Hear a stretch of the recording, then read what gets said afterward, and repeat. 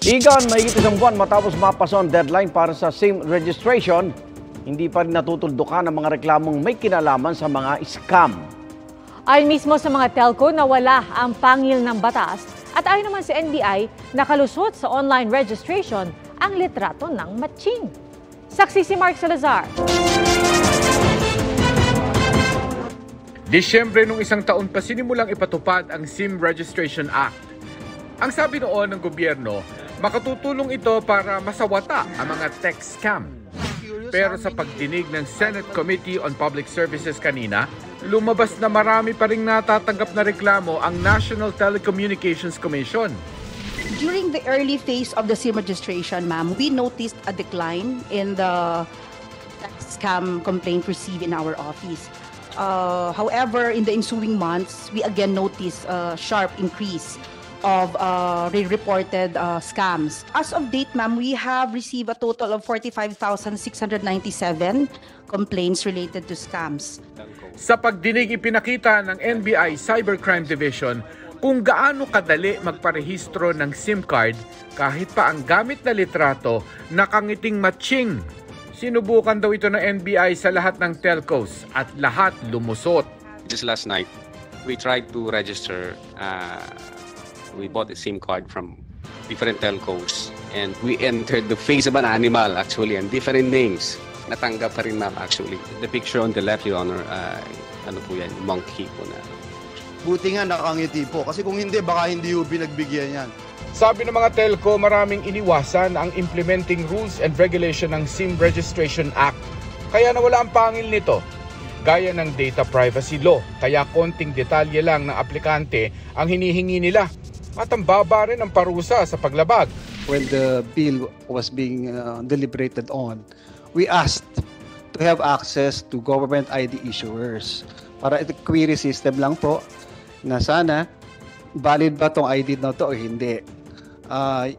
Yun po malaking usapin kasi noon.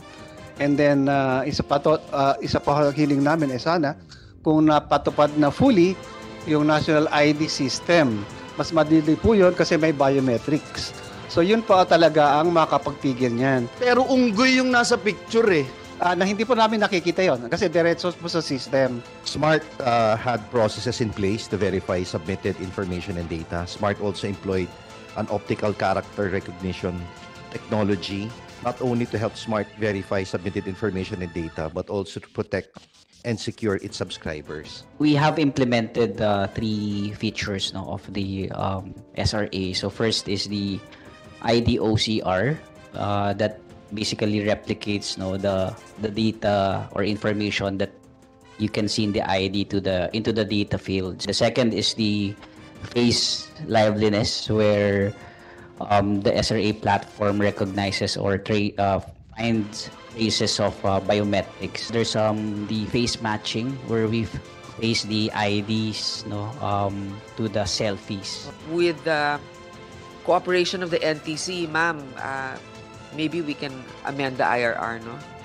Yes, ma'am. Specifically now, since we are doing na rin naman po the post-registration validation. Napag-usapan din sa pagdinig ang mga naglipa ng fraudulent SIM cards na ginagamit sa mga online scam at umano'y ginagawa sa mga illegal POGO operation. More than 80,000 po yung mga SIM cards doon. At iba-ibang SIM cards po ito. Ayon sa NBI, 200% ang itinaas ng reported cybercrimes kahit may SIM registration na. Ang hirap din daw maghabol dahil sa tagal ng ugnayan sa mga telco. It would be very difficult to track them down.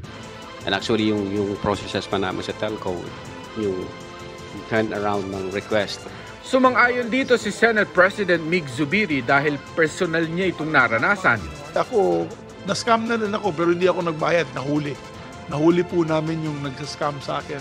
Naniniwala ang mga senador na nasa mga POGO operation ang sindikato ng cybercriminals. Kaya nagkakaisa silang nasa komite sa panawagang wakasan ang mga POGO. 0.03% lang naman daw ang ambag nito sa ekonomiya at sa 34,000 na empleyado ng POGO, 16,000 lang ang Pilipino. Para sa GMA Integrated News, ako si Mark Salazar, ang inyong saksi. Mga kapuso, sama-sama tayong maging saksi. Mag-subscribe sa GMA Integrated News sa YouTube. Para sa mga kapuso abroad, samahan niyo kami sa GMA Pinoy TV at sa www.gmanews.tv.